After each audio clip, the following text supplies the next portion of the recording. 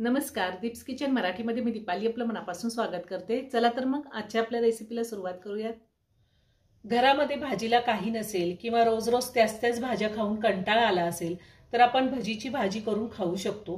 ही भाजी करायला सोपी तर आहेच, पण खायला एक नंबर लागते। तर भाजीसाठी आपल्याला काय साहित्य लागणार आहे ते आपण पाहूयात। मी 1 वाटी बेसन पीठ घेतलेला आहे।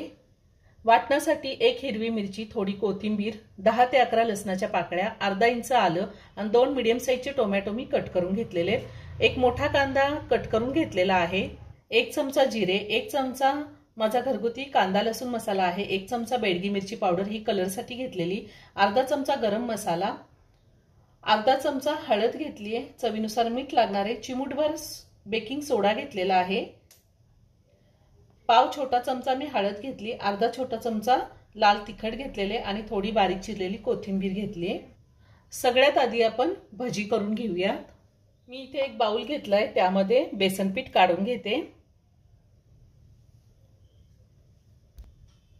आता यामध्ये आपल्याला हळद, लाल तिखट आणि कोथिंबीर घालायची आहे।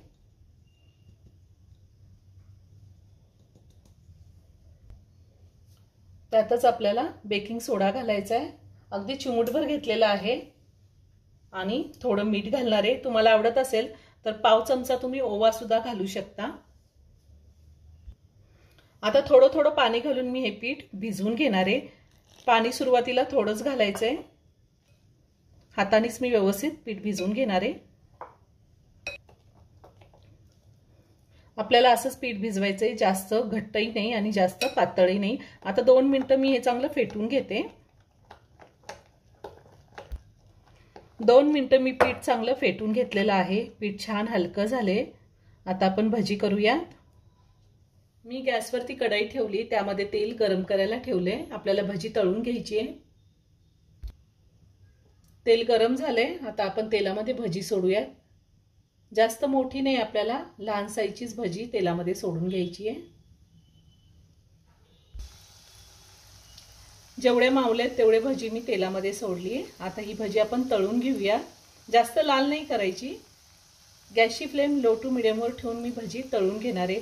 तुम्हाला जर भजीमध्ये कांदा घालायचा असेल तर 1 कांदा तुम्ही घालू शकता।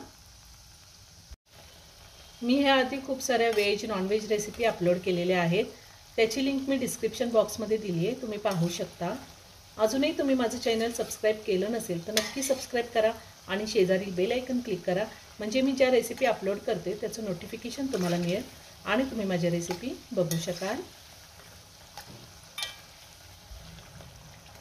हलक्या सोनेरी रंगावरती मी भजी तळून घेतलेली आहे आणि आता ही भजी मी एका प्लेटमध्ये काढून घेते।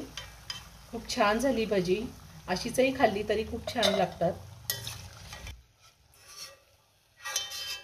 ह्याच पद्धतीने राहिलेली सगळी भजी मी तळून घेणार आहे। भजी तळून झालेली आहे। आता आपण हे पावडर मसाले सगळे एकत्र करून घेऊया।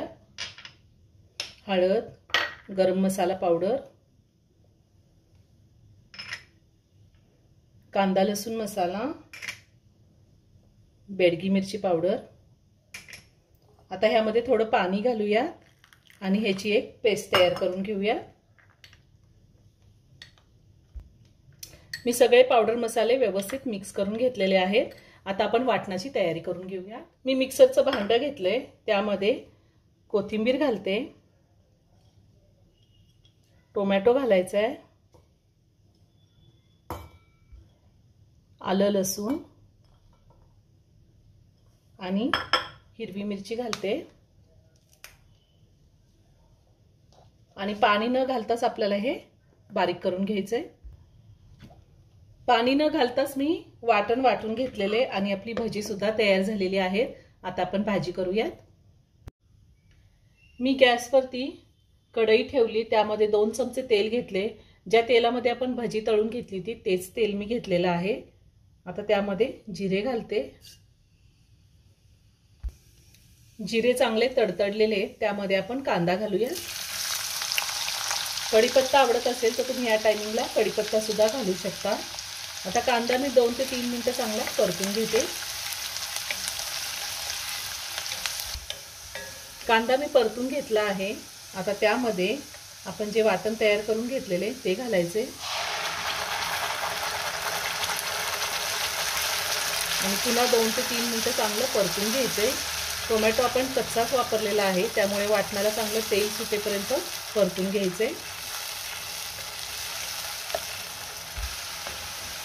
टोमॅटो चांगला परतून झालेला आहे, छान तेल सुटले। आता आपण हे पावडर मसाल्याची पेस्ट तयार करून घेतली ती घालायची आहे आणि पुन्हा 1 मिनिटभर व्यवस्थित परतून घ्यायचे।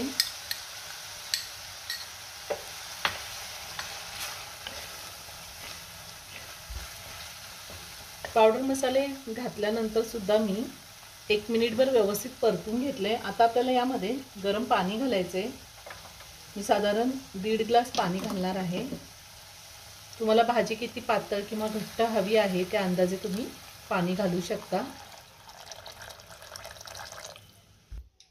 आता चवीनुसार मीठ घालायचं आहे।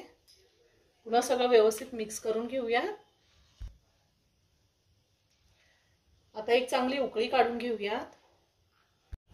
गॅसची फ्लेम लो टू मीडियम वर ठेवून मी साधारण रस्सा 4 ते 5 मिनिटं चांगला उकळून घेतलेला आहे। आता वरतून थोडी कोथिंबीर घालते आणि आपण ही जी भजी तळून घेतलेली आहे ती घालूया। आता पुन्हा सगळं व्यवस्थित मिक्स करून घेऊया आणि पुन्हा 2 ते 3 मिनिटं मी ही भाजी चांगली उकळून घेणार आहे, म्हणजे ही भाजी सॉफ्ट होतील। पुन्हा 2 ते 3 मिनिटं भाजी मी चांगली उकळून घेतलेली आहे। भाजी तयार झाली, मी गॅस बंद करते आणि एका बाउलमध्ये काढून घेते। खूप छान झाली भाजी, तयार झाली झटपट अशी भजीची भाजी। खूप छान होते ही भाजी। आपण चपाती, भाकरी, भात कशासोबतही खाऊ शकतो। नक्की करून पहा। व्हिडिओ जर आवडला तर व्हिडिओला लाईक आणि शेअर करायला विसरू नका। रेसिपी आवडली असेल तर कमेंट करून नक्की कळवा। पुन्हा भेटूया अशाच एका छानशा साध्या आणि सोप्या रेसिपी बरोबर। धन्यवाद।